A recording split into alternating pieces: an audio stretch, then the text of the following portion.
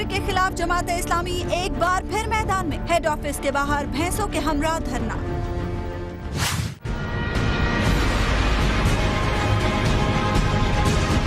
जरदारी सियासी हलीफों की तलाश में बलोचिस्तान पहुंच गए।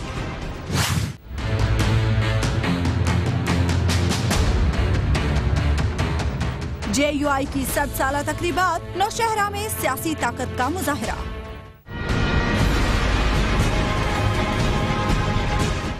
अस्सलाम वालेकुम नाज़रीन, आप देख रहे हैं प्रोग्राम खबर के हर। मैं हूं आपके साथ उस्मान अमान। नाज़रीन, कराची में के इलेक्ट्रिक के हेड ऑफिस के बाहर इस वक्त जमात इस्लामी की जानिब से धरना दिया जा रहा है, जिसमें बड़ी तादाद में कारकुन मौजूद हैं। ख़वातीन भी इस धरने में शरीक हैं और आज 3 भैंसें भी इस धरने में शरीक हैं, जिनके आगे बीन बजाई जा रही है और उन्हें सूबाई हुकूमत और के इलेक्ट्रिक से तशबीह दी गई है। और इसके साथ साथ आपको बताएं कि सिक्योरिटी के लिए भी आज सख्त इंतजाम किए गए हैं। पुलिस की भी भारी नफरी वहाँ पर मौजूद है, वाटर कैनन भी मौजूद है। इस तमाम सूरत हाल के वाले से आज हम बात करेंगे। हबीब साहब, आज अगर हम कराची की बात करें स्पेसिफिकली तो 4 धरने हैं कराची में। MKM पाकिस्तान धरना दे रही है, PTI की जानिब से धरना दिया जा रहा है, पाक सरजमीन पार्टी की जानिब से धरना दिया जा रहा है और एक धरना जमात इस्लामी का। आखिर कराची में हो क्या रहा है? कराची में वो तमाम मसाइल मौजूद हैं जिनके लिए धरने दिए जा रहे हैं। मिसाल के तौर पे PSP कह रही है कि उसका ख्याल ये है कि एक अमूमी तौर पर चूंकि कराची में गवर्नेंस की सूरत हाल बहुत ख़राब है, तो इसके लिए वो प्रेस क्लब के सामने धरना दिए बैठे हैं। अगरचे पुरअमन है, लेकिन साथ साथ वो ये भी कहते हैं कि जनाब हम एहतजाज का तरीका बदल भी सकते हैं। और दूसरा धरना जो है आज MKM पाकिस्तान के जो मेंबरान कौमी और सूबाई असम्बली हैं, उन्होंने वाटर बोर्ड के सामने दिया है कि जनाब आप पानी दें हमें सीधे हाथों, वरना हम आपको ज्यादा परेशान करेंगे, हम ज्यादा लोग लेके आड़े हाथों लेंगे। और तीसरा धरना पाकिस्तान तहरीक इंसाफ का धरना है, बल्कि मुजाहरा आप उसे कह लीजिए, धरना तो शायद कहना मुनासिब नहीं है, और वो है पानी के मसाइल, खालिस्तन पानी के मसाइल के हवाले से। तो ये और जमात इस्लामी का धरना जैसे आपने बताया कि वो तो के इलेक्ट्रिक के मुकाबले के इलेक्ट्रिक के लिए है। अब मसला ये है कि पिछले जुमे को आपको याद है कि पिछले जुमे को क्या हुआ था कि कराची में धरना रोकने की कोशिश की गई थी, हुकूमत की तरफ से हो ही नहीं पाया था और हुकूमत को रोकने में कामयाब हो गई थी। जब वो धरना नहीं हो पाया और मीडिया पे जितनी ज्यादा जमात इस्लामी को कवरेज मिली और जिस तरह नईमुर रहमान जो है, हाफिज नईमुर रहमान जमात इस्लामी कराची, वो जिस तरह सामने उभर के आए एक लीडर के तौर पे, तो बाकी सबको परेशानी लाहक हो गई कि हाँ ये जमात इस्लामी तो कहीं किसी कितार शुमार में नहीं थी, ये अचानक हमसे आगे कैसे निकल गई। बिल्कुल, क्योंकि जमात इस्लामी ने जमात इस्लामी में आप यूं कही कि इत्तफाक से जमात इस्लामी के हाथ एक ऐसा इशू लग गया जो कराची के लोगों के दिल के करीब है। तो अब सारी जमातों ने एक एक ऐसा इशू ढूंढा और उसके लिए धरना देके मैदान में आ गए। यानी ये धरना कंपटीशन में ये धरना कॉम्पिटिशन, एक्चुअली आप इसको यूं कहिए कि धरना परेड है। अच्छा। जिस तरह फैशन परेड होती है, तो वो धरना परेड है। अच्छा, जमात इस्लामी के कराची में अमीर हाफिज नईमुर रहमान साहब भी हमारे साथ मौजूद हैं। नईमुर रहमान साहब, पिछली बार तो आप धरना नहीं दे पाए थे, लेकिन आज जो पुरसुकून माहौल हम देख रहे हैं, ऐसा लग रहा है कि पुलिस और हुकूमत आपसे खासा ताउन कर रही है, तो कब तक आपका ये धरना जारी रहेगा? ऐसा लग रहा है धरना नहीं दावत नहीं। देखिए, बात यह है कि हमने गोलियां खाई हैं, हमने ही शेलिंग, तो उसी क्वांटम के लिहाज से फिर आपके चैनलों को उसी तरह दिखाना चाहिए था बात तक भी। तो जब उस वक्त आप लोग ज़ाहिर मजबूर होकर कुछ दिखा देते हैं और बाद में यहाँ पर आके ऐसे तबसरे करते हैं कि जैसे यहाँ पर दावत है। भाई इसके लिए जिद्दोजहद की है, गोलियां खाई हैं, खून बहाया है, शहर के लिए काम किया है। इस चीज से मजबूर होकर मजबूर होकर नहीं करता, इस बात से मजबूर होकर वो दिखाते, इस बात से हाँ जी हाँ, देखिए इस बात से मजबूर होकर हमने ये काम किया है कि हमने नेपरा की में भी गए, हमने कराची का मुकदमा पेश किया कि इलेक्ट्रिक की ज़्यादतियाँ बताई, ओवर बिलिंग बताई, टैरिफ में इजाफे के हवाले से वो हेयरिंग थी। हमने बताया कि किन किन ग्राउंड्स की वजह से इनके टैरिफ में कमी करनी चाहिए। इसी तरह हमने बताया कि मीटर रेंट के नाम पर ये गलत पैसे वसूल कर रहे हैं, डबल बैंक चार्जेस के नाम पर गलत पैसे वसूल कर रहे हैं। इन्होंने कुंडा सिस्टम का एक ऐसा नेटवर्क बनाया है जिसमें उसके नतीजे में नुकसान आम आदमी को होता है जो बिल अदा कर रहा होता है। ये एवरेज के नाम पर बिल बनाते हैं और जो है वो लोगों को लूटते हैं। ये प्रॉफिट में जा रहे हैं और हमारे बिल बढ़ते चले जा रहे हैं। ये 16 अरब रुपए में खरीदा, फिर दूसरी पार्टी ने इसको खरीदा और अब 177 अरब रुपए में बेचकर जा रहे हैं। ये सारी चीज़ें हमने जब पेश की, ये स्नैपशॉट नहीं लेते, ये स्लैब को इस्तेमाल करते हैं, ये गरीब को जो है वो मुतासिर करते हैं। इस सब चीज़ों के ऊपर नेपरा ने कहा हाँ ठीक बात है, लेकिन फैसला क्या आया? फैसला ये आया कि 1 से लेकर 300 यूनिट वालों के कीमतों में इजाफा कर दिया गया और 300 से बाद वाले को रिलीफ दे दिया गया। गोया गरीब और मिडिल क्लास लोगों के बिजली की बिलों में इजाफा कर दिया गया। मामला तो नेपरा के खिलाफ हुआ ना, दोबारा रिव्यू में आपका केस तो फिर नेपरा के खिलाफ हुआ ایک پرائیویٹ بزنس کے خلاف تو نہیں ہے ہمارا کیس نہیں، ہمارا کیس تو پرائیویٹ بزنس کیا ہے؟ پرائیویٹ بزنس کا مطلب یہ ہے کہ جو چاہو لوٹ مار کرو، پارٹی کے لوگوں کو، گنڈوں کو یہاں پر آپ رکھ لو اور ریکوری افسر بنا دو، آپ سب کو بھتے دو اور جو ہے اشتہارات کے دباؤ میں جو ہے میڈیا کو دباؤ میں لینے کی کوشش کرو کہ اشتہار ہم بند کر دیں گے۔ یہ پرائیویٹ اینٹیٹی ہونے کا مطلب یہ کہ یہ دھندے بازی کریں کہ جس میں جو ہے وہ لوگوں کو بھتے دے کر آوازیں بند کر دیں۔ 10 سال سے یہاں پر کوئی بھی احتجاج ہوتا تھا، چونکہ ایم کیو ایم نے مشرف کے ساتھ مل کر بیچا تھا اور ان کے چچا بھتیجے ان کو 15-15 20-20 لاکھ میں اپوائنٹ کیا گیا تھا اور مختلف علاقے جو ہے وہ ان کو دے دیے گئے تھے اور مختلف پارٹیوں کے بدماشوں کو دے دیے گئے تھے کہ یہاں سے آپ ریکوری کریں اور اپنا حصہ وصول کریں، تو لوگ خاموش ہو گئے تھے، آواز نہیں اٹھنے دیتے تھے، احتجاج سامنے نہیں آتا۔ آپ نے آواز اٹھائی، نیپرا میں آپ نے آواز اٹھائی، تو پھر تو نیپرا میں جماعت اسلامی واحد پولیٹیکل پارٹی ہے جس نے نیپرا کی ہیئرنگ میں پیش ہو کر تمام چیزیں رکھی۔ ہم نے تو سپریم کورٹ میں بھی کیس کیا ہوا ہے، تو 1.5 سال سے مقدمہ نہیں چل رہا۔ ہم تو وفاق سے یہ پوچھتے ہیں کہ بھائی یہ کس قانون کے تحت کسی پرائیویٹ کمپنی کو یہ بے لگام کر دیا جاتا ہے کہ وہ جو چاہیں کریں؟ کس قانون کے تحت اس کو یہ اختیار ملا ہوا ہے کہ کوئی یہ اوور بلنگ کر دیتے ہیں اور کوئی آدمی ایسا نہیں ہوتا جو بل کم کر سکے؟ اس لیے ہم مطالبہ کر رہے ہیں کہ وفاقی محتسب کا ایک نمائندہ ہر ان کے سروس سینٹر میں ہونا چاہیے۔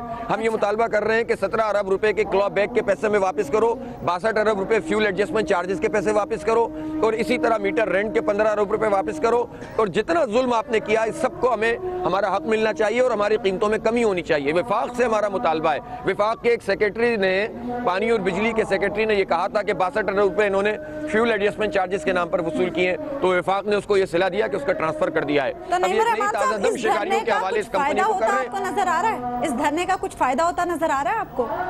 دیکھیے، جد و جہد کے اندر اور کشمکش کے اندر ہمیشہ نتائج سامنے آ کر کھڑے ہوتے ہیں۔ ہم نے اس راستے کا انتخاب کیا ہے کہ ہم کراچی کے شہریوں کے ترجمان بنیں گے، اور یہی وجہ ہے کہ آج ہم یہاں آ کر بیٹھے ہیں نا، تو ہمیں جو رسپانس مل رہا ہے شہریوں کی طرف سے، کتنے لوگ ہیں جو آ کر اپنی چیزیں ہمارے سامنے پیش کر رہے ہیں، میڈیا کے سامنے بتا رہے ہیں کہ ان کے ساتھ کیا کیا ظلم ہوا ہے، اور مزید لوگوں کی آمد کا سلسلہ جاری ہے۔ اس وقت بھی ایک عوامی عدالت لگی ہوئی ہے جس میں لوگ اپنے مقدمات آ کر پیش کر رہے ہیں، تو ہم یہ سمجھتے ہیں کہ یہ پریشر بڑھنا چاہیے۔ کراچی کے شہریوں سے بھی اپیل کر رہا ہوں، یا سارے کراچی کا مسئلہ ہے یا مخصوص علاقوں کا مسئلہ ہے؟ کیونکہ بعض جگہ پہ تو معاملات بالکل ٹھیک ہے۔ نہیں، کہیں ٹھیک نہیں ہے۔ میں آپ کو بتاتا ہوں کہاں ٹھیک ہیں۔ ٹھیک ہے پارٹیوں کے دفتروں کے، ٹھیک ہے میڈیا کے دفتروں کے، ٹھیک معاملات ہیں ایسی جگہوں کے جہاں سے رسپانس آنے کا انہیں خطرہ ہوتا ہے، آفرز ہمیں بھی دیتے ہیں یہ، لیکن ہم سمجھتے ہیں کہ عوام کا یہ جو مسئلہ ہے اس کو ریزالو ہونا چاہیے۔ دیکھیں، لوڈ شیڈنگ کرتے ہیں یہ کہتے ہیں پورے ملک میں لوڈ شیڈنگ ہو رہی ہے۔ میں ان سے پوچھتا ہوں کہ جب ہماری کیپیسٹی کے الیکٹرک کی اتنی ہے کہ ہماری کنزمپشن کے مطابق ہے، تو 650 میگا واٹ تو آپ آلریڈی سبسڈی کے طور پر ہی لے رہے ہوتے ہیں تاکہ آپ پلانٹ کم چلائیں اور آپ کو جو ہے ہائیڈرل کی وجہ سے کم قیمت میں چیز ملے، پھر آپ اپنے پلانٹ بھی بند رکھتے ہیں اور لوڈ شیڈنگ کرتے ہیں، جبکہ اس سبسڈی کا جو علیحدہ سے لیتے ہیں 54 اور 70 ارب روپے، اس کا نہ ہمیں کوئی فائدہ نہیں ہوتا۔ یہ کے الیکٹرک ایک آف شور کمپنی جس کی ولدیت نہیں معلوم، اس کا مالک کون ہے، اس کے پاس چلا جاتا ہے۔ اس لیے اگر وفاق بھی دے رہا ہے تو انڈائریکٹلی وہاں سے بھتہ وصول کر رہا ہے، صوبہ بھی ان کو پروٹیکشن دے رہا ہے تو ان سے بھتہ وصول کر رہا ہے۔ ایم کیو ایم نے تو ہینڈز اینڈ گلوز ہو کر ان کے ساتھ مل کر ہمیں لوٹا ہے۔ آپ نے کہا کہ لوگوں کی طرف سے بڑا اچھا رسپانس آ رہا ہے، کراچی کے شہریوں کی طرف سے بڑا پازیٹیو رسپانس آ رہا ہے اس دھرنے پر، کیا سیاسی جماعتوں کی جانب سے بھی کوئی رسپانس آیا آپ کو؟ دیکھیں، ہمارے پاس جو ہے مختلف سیاسی جماعتوں نے رابطہ کیا، اور میں آپ کو ایک بات بڑی مزے کی بتاؤں، پارٹیوں کے ہیڈز کی تو شاید مجبوریاں ہیں کہ ان کے ساتھ ان کے کچھ معاملات ہیں، لیکن پارٹی کا ورکر ہمارے ساتھ کھڑا ہوا ہے، اور پارٹی کے جتنے ورکرز ہیں وہ کہتے ہیں ہمارے آپ سے اختلاف بھی ہو سکتا ہے۔ تمام، میں تو ایم کیو ایم کے لوگ، بھائی پورے شہری تباہ حال ہوئے ہیں نا، کوئی علاقہ نہیں بچا ہے، ڈیفنس کلفٹن بھی نہیں بچا، اور بنارس بھی نہیں بچا، اور قائد آباد بھی نہیں بچا، اور لانڈی اور کورنگی اور لیاقت آباد اور ملیر اور نارتھ کراچی اور نارتھ آباد بھی نہیں بچا، ناظم آباد بھی نہیں بچا، اورنگی بھی نہیں بچا۔ ہر علاقے کے لوگوں کے ساتھ ظلم کیا ہوا انہوں نے، اور پھر scheduled load shedding, unscheduled load shedding, جہاں پر کہتے ہیں ہم نے فری کر دیا ہے، وہاں پر جو ہے وہ صبح میسج آیا تھا کہ مینٹیننس شٹ ڈاؤن ہوگا۔ پھر ہوتا کیا ہے؟ ہوتا یہ ہے کہ بل جو ہے ہمارے اس سے کہیں زیادہ آ جاتے ہیں کہ جو ہم نے پچھلے سال میں خرچ کیے ہوتے ہیں ان مہینوں میں۔ تو یہ سارا جو دھندا ہے، یہ سلیب سسٹم بنا کر جو ہمیں لوٹا جا رہا ہے، اور ہمیں اسنیپ شاٹ تو ایسی چیز ہے جو پاکستان میں استعمال ہو رہی ہے کہ جب میٹر ریڈ کیا جائے اسنیپ شاٹ بنا جائے، یہ مطالبہ بھی نہیں مانتے۔ تو ہمارے یہ مطالبات ہیں کہ لوڈ شیڈنگ میں بالکل کمی ہو سکتی ہے، وہ ہونی چاہیے، ہمارے لوٹے ہوئے پیسے ہمیں واپس ملنے چاہیے، اوور بلنگ کا چکر ختم ہونا چاہیے، اسنیپ شاٹ شروع کرنا چاہیے، اور اس ادارے کو مزید خرید و فروخت کے بجائے قومی تحویل میں لے کر اس کے نظام کو درست کرنا چاہیے. لوگ یہ کہتے ہیں قومی تحویل میں تو حالات بگڑ جاتے ہیں. تو خراب ہوا تھا, صاحب سے پوچھتا ہوں نیشنلائز کیا تھا تو تبھی تو یہ ادارہ تباہ ہوا تھا. میرا خیال ہے بریک کا وقت اس پوائنٹ پر ہم بات کریں گے. حافظ نعیم الرحمان صاحب بھی ہمارے ساتھ موجود ہیں. ایک بریک لیں گے ناظرین اور گفتگو کے سلسلے کو پھر ہم آگے بڑھائیں گے.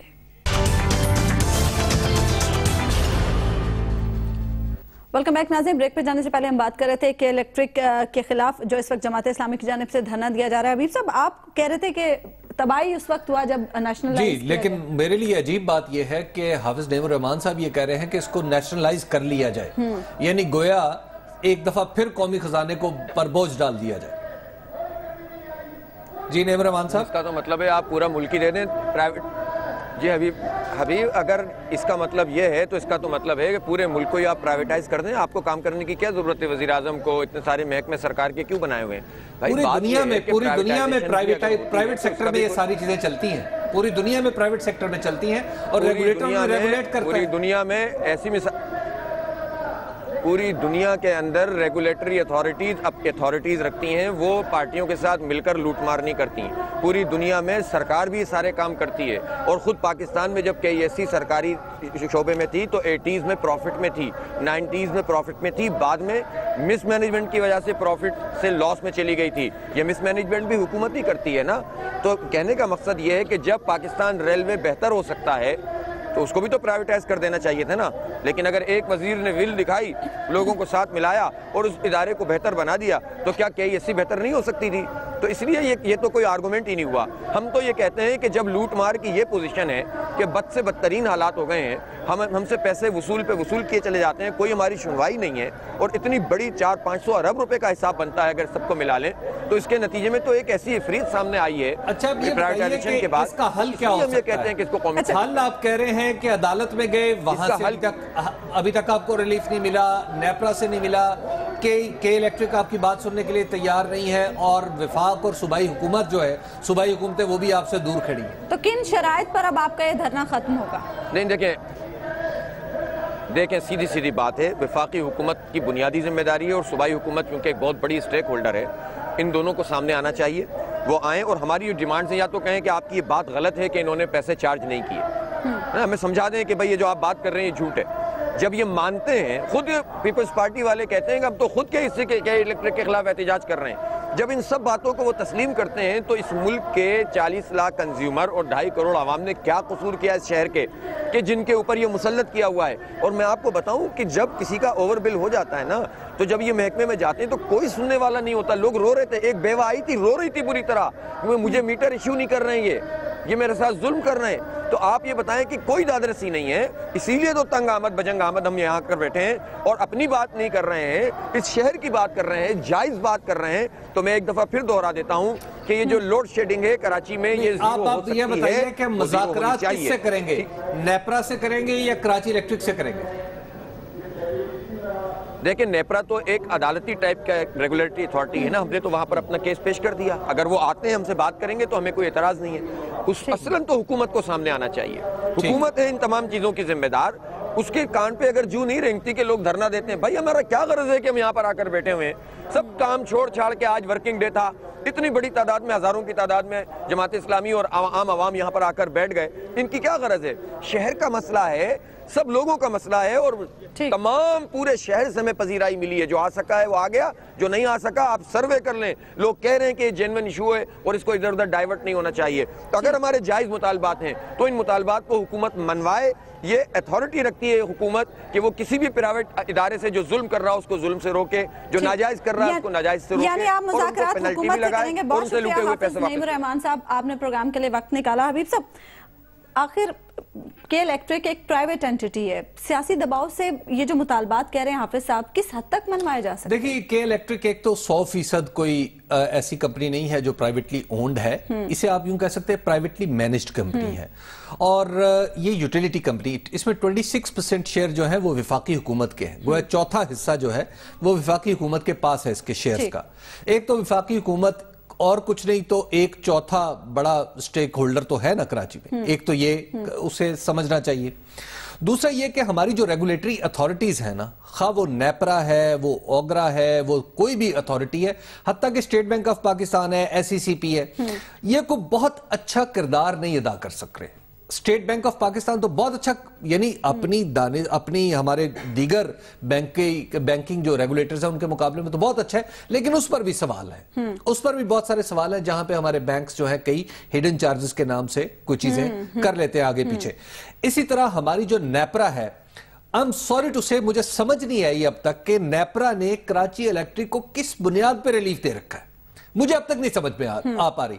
हो सकता है तारिक सद्दुज़ई साहब, जो खुद कराची इलेक्ट्रिक के MD भी रहे हैं किसी जमाने में, और उन्हीं के दौर में फिर ये प्राइवेटाइज भी हो गई थी, उसूली तौर पे उनको तो उस नेपरा में ये केस सुनना ही नहीं चाहिए।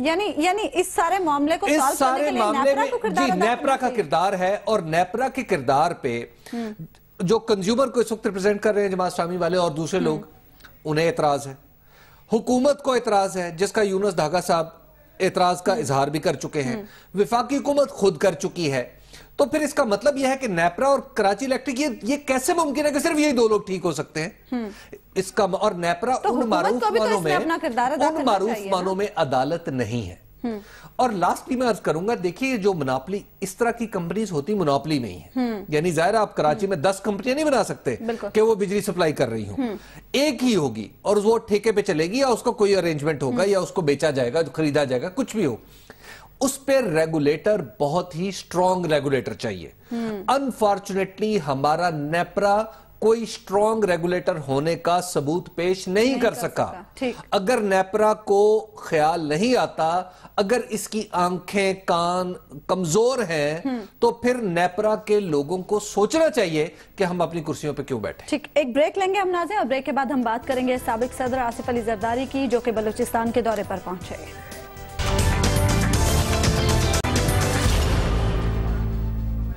वेलकम बैक नाज़रीन। साबिक सदर आसिफ अली जरदारी बलूचिस्तान के दौरे पर हैं। आज जाफराबाद में उन्होंने कारकुनों से खिताब भी किया और बलोच अवाम के हुकूक के हवाले से भी बात की, और उसके साथ साथ उन्होंने बलोच अवाम को काफ़ी उम्मीदें भी दिलाई और बलूचिस्तान की तरक्की के लिए काम करने का आज़म भी जाहिर किया। इसी हवाले से बात करने के लिए हमारे साथ लश्करी रईसानी साहब प्रोग्राम में मौजूद हैं।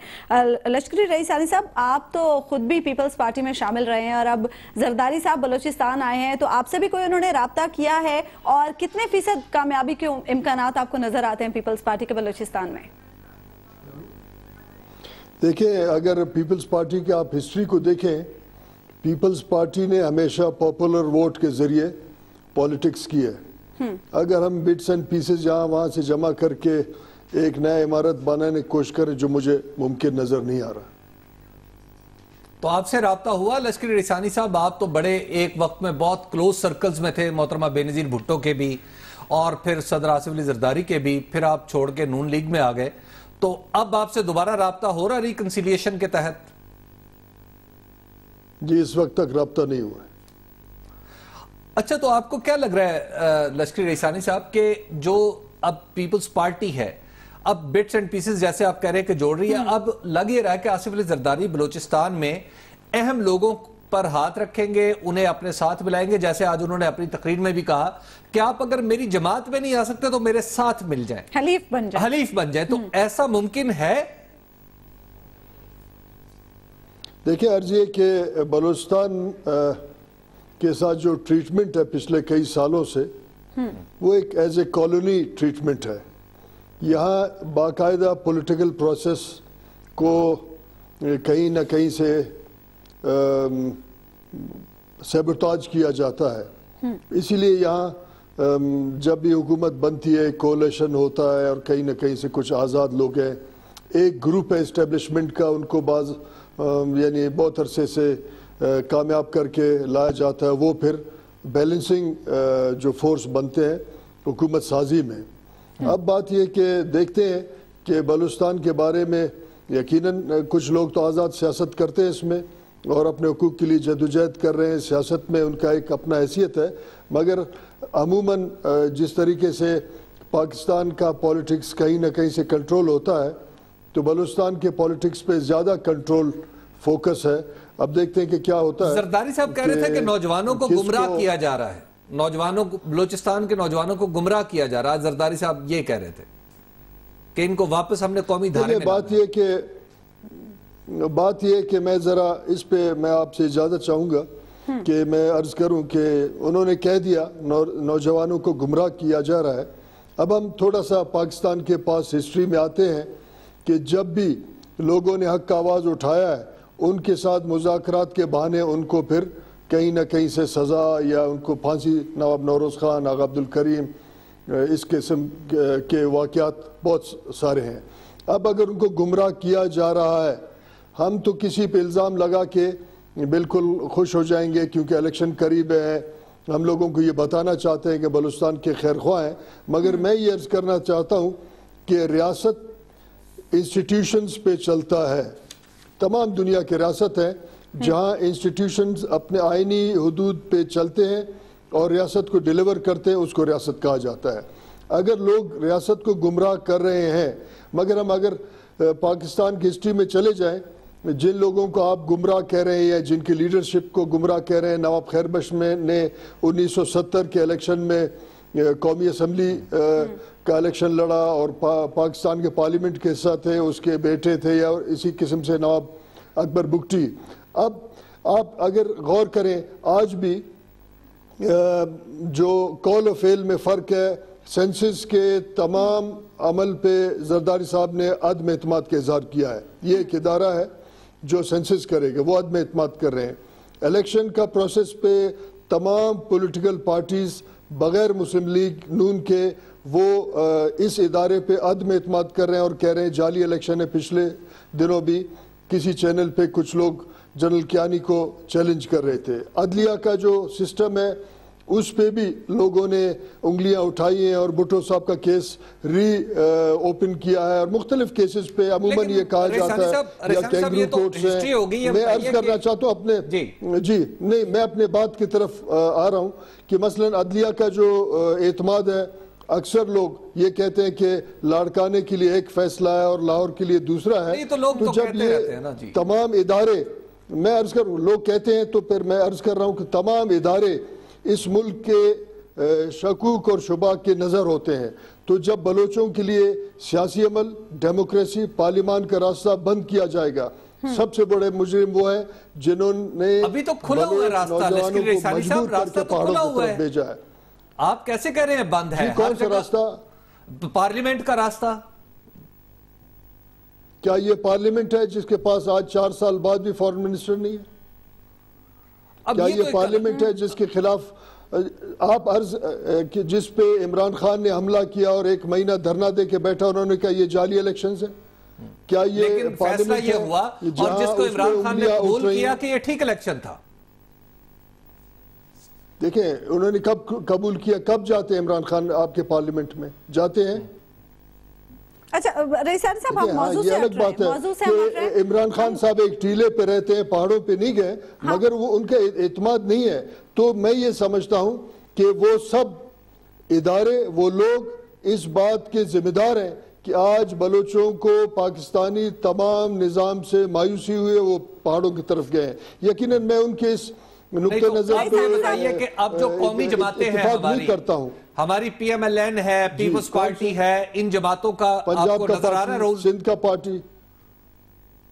لیکن پھر اس کا مطلب ہے تو جمعیت علماء اسلام تو پھر وہاں پہ بڑی خاصی سگنیفیکنٹ ہے جناب علی. پھر جمعیت علماء اسلام کا وہاں پہ امکانات زیادہ ہیں بلوچستان میں. اب آپ اگر پیشین گوئی کرتے ہیں وہ ٹھیک ہے، مگر کوئی ادھر قومی دھارے کا پارٹی کم از کم نظر نہیں آ رہے ہیں. پنجاب کے پارٹی ہے، سب کہتے ہیں تخت لاہور کا پارٹی ہے، کچھ لوگ کہتے ہیں سندھ کا ہے. جمعیت علماء اسلام بھی ایک چھوٹا سا پارٹی ہے جو ایک صوبے میں یا کوئی 1.5 صوبے میں وہ کچھ نہ کچھ ان کا عمل دخل ہے. باقی اجتماعی طور پہ میں یہ سمجھتا ہوں کہ ڈیوائیڈ اینڈ رول کا پالیٹکس اس ملک میں چل رہا ہے اور الیکشن کمیشن پہ لوگوں کے اعتماد نہیں ہے.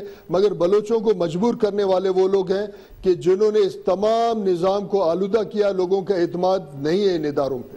ٹھیک، بہت شکریہ لشکری رئیسانی صاحب، آپ نے پروگرام میں ہمیں جوائن کیا. حبیب صاحب، لشکری رئیسانی صاحب تو بڑے ناراض نظر آ رہے ہیں اس تمام تر سیاسی عمل سے اور تمام سیاسی جماعتوں سے.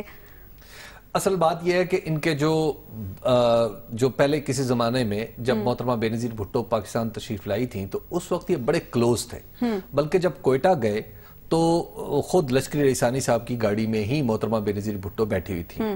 اور جو ایک بڑی مشہور کتاب ہے جس کا کچھ عرصہ پہلے بڑا چرچا ہوا تھا, اس کتاب وہ باہر کے ایک صحافی نے لکھی تھی, جس میں پورے انہوں نے بتایا تھا کہ کس طرح محترمہ بینظیر بھٹو نے ایک ڈیل سٹرائک کی تھی امریکہ اور مشرف کے ساتھ, اور اس میں امریکہ کا کیا رول تھا. تو وہ کتاب بھی بنیادی طور پہ انہی کے انٹرویو سے شروع ہوتی ہے, جس کا نام ہے war of the worlds.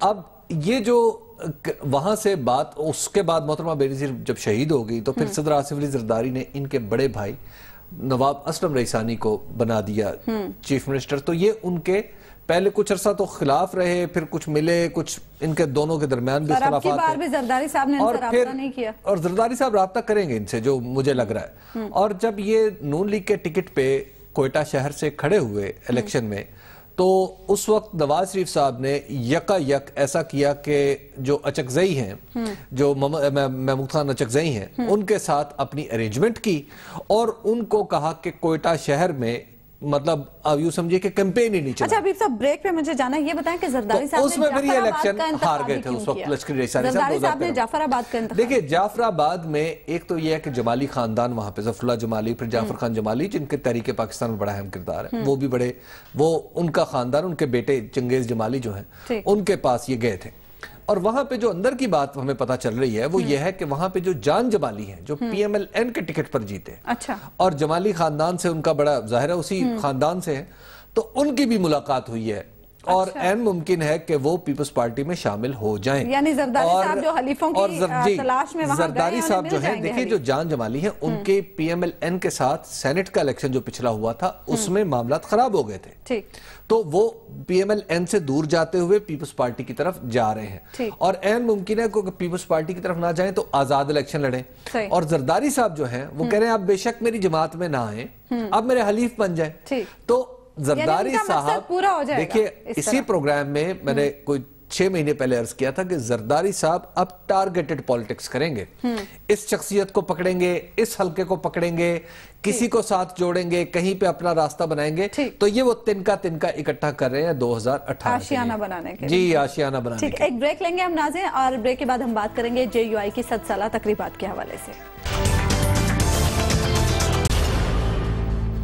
Welcome back ناظرین. نوشہرہ میں جے یو آئی کی جانب سے 100 سالہ تقریبات منائی جا رہی ہیں, اور ان تقریبات میں شرکت کے لیے سعودی عرب سے بھی خصوصی مہمان آئے ہیں. امام کعبہ اور سعودی وزیر برائے مذہبی امور بھی ان تقریبات میں شرکت کے لیے خصوصی طور پر سعودی عرب سے پہنچے ہیں. حبیب صاحب, جے یو آئی تو بنی 1919 میں تھی, تو 100 سالہ تقریبات کیسے؟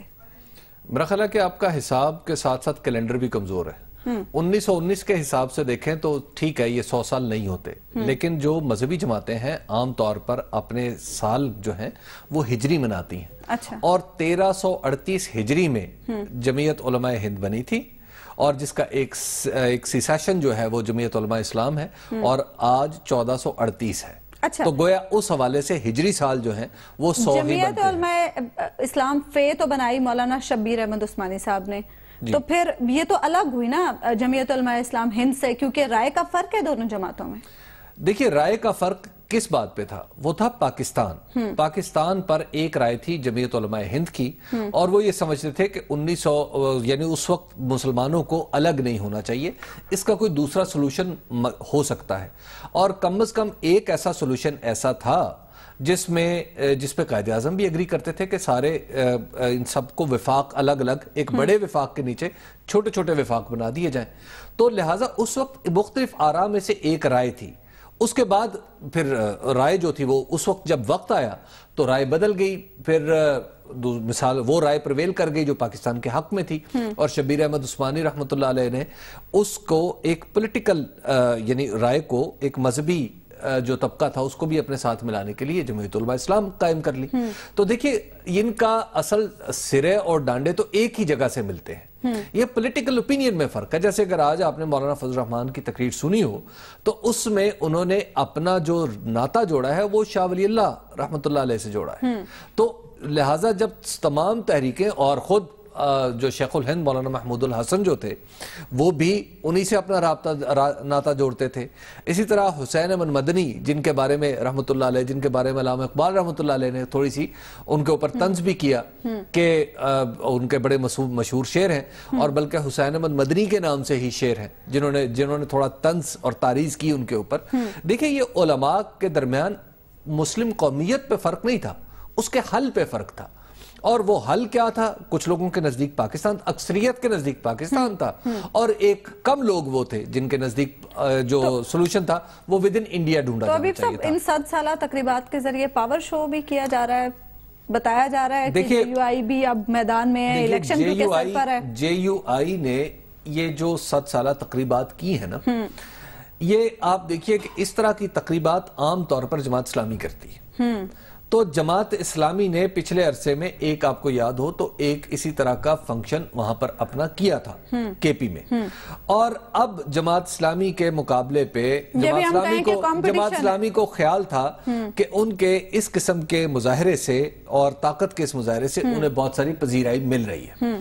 तो मौलाना फजल रहमान ने ये काम किया कि उन्होंने अपना भी, आप यूं कहिए कि आप सियासत में जिसे वो कहते हैं ना कि वो लुच तलना, तो उन्होंने एक किस्म का, आप यूं कहिए कि अपना झंडा गाड़ा है नौशहरा में और एक बड़ा प्रोग्राम करके दिखाया है कि जनाब हम भी बहुत ताकतवर लोग हैं। तो आपको क्या लगता है इसकी सियासी अहमियत क्या होगी, इसके क्या नताइज होंगे? इसका नताइज 2 तरह के हैं। एक तो ये है कि मौलाना फजल रहमान एल्योर करना चाह रहे हैं PMLN को कि PMLN उनके करीब आ जाए, और इतनी करीब आ जाए कि 2018 के इलेक्शन में नहीं इतनी करीब आ जाए कि KP में जो इलेक्शन हो उसके तमाम तर फैसले खुद मौलाना करें। अच्छा। और मौलाना की सरकर्दगी और सरपरस्ती में PMLN वहां पर इलेक्शन लड़े, रसूख बढ़ाना चाहते हैं, असर रसूख बढ़ाना चाहते हैं हर सियासतदान की तरह। और दूसरी बात यह है कि जमात इस्लामी को ये धकेल के वापस PTI के कैंप में रखना चाहते हैं कि ऐसा ना हो कि जमात इस्लामी अपने निशान पर आके, क्योंकि बात तो फिर दोनों एक ही कर रहे होंगे, और बाज जगह फिर जमात इस्लामी के वोट ऐसे हैं कि जो नशिस्तों में डेंट डाल सकते हैं, जिसका फायदा कोई तीसरा फरीक उठा सकता है। तो ये चाह रहे हैं कि जमात इस्लामी किसी तरीके से पाकिस्तान तहरीके इंसाफ के कैंप में ही रहे। तो लिहाजा ये एक तीर से कई किस्म के शिकार खेले जा रहे हैं। और अब देखें कि मौलाना फजल रहमान कामयाब कितने होते हैं। आमतौर पे तो इस तरह के शिकारों में वो कामयाब हो जाते हैं। लेकिन अभी साहब इस तरह की तकरीबात से आप कह रहे हैं कि नून लीग को करना चाह रहे हैं, एल्योर करना चाह रहे हैं, लेकिन क्या लोगों को भी कर पाएंगे? क्या वोट बैंक बढ़ा पाएंगे? देखिए आप अभी लश्करी रईसानी साहब भी, अब देखिए लश्करी रईसानी साहब एक खास स्टेट ऑफ माइंड में है, उनके कुछ अपने वो कुछ विक्टिमाइज भी हुए हैं। देखिए इस वक्त जमीयत उलमा इस्लाम के बारे में आपको ये समझना पड़ेगा कि जमीयत उलमा इस्लाम के बारे में जो तासुर था कि ये KP में और पख्तून एरिया में खास जगह पे रहती है, और वो भी KP के भी जुनूब में रहती है। देखिए जनूबी KP के में यस अब इसका हल्का असर है। इसी तरह जो बलूचिस्तान के अंदर बिल्कुल इनकी बहुत बड़ी कॉन्स्टिट्यूएंसी है। सिंध के अंदर इनकी कॉन्स्टिट्यूएंसी जो है वो बढ़ती हुई नजर आ रही है। अच्छा। सिंध के अंदर। अच्छा। इसी तरह जो खालिस्तान बलोच इलाके हैं वहां पर भी जमीयत उलमा इस्लाम की कॉन्स्टिट्यूएंसी जो है वो बढ़ती नजर आ रही है। मिसाल जो और देखिए बलूचिस्तान के जो बलोच पॉपुलेशन है उसमें अगर किसी का इन्फ्लुएंस है तो वो मौलाना फजल रहमान। प्रोग्राम का वक्त नाज़रीन खत्म, आपसे मुलाकात होगी इंशाल्लाह कल अल्लाह ने के बाद।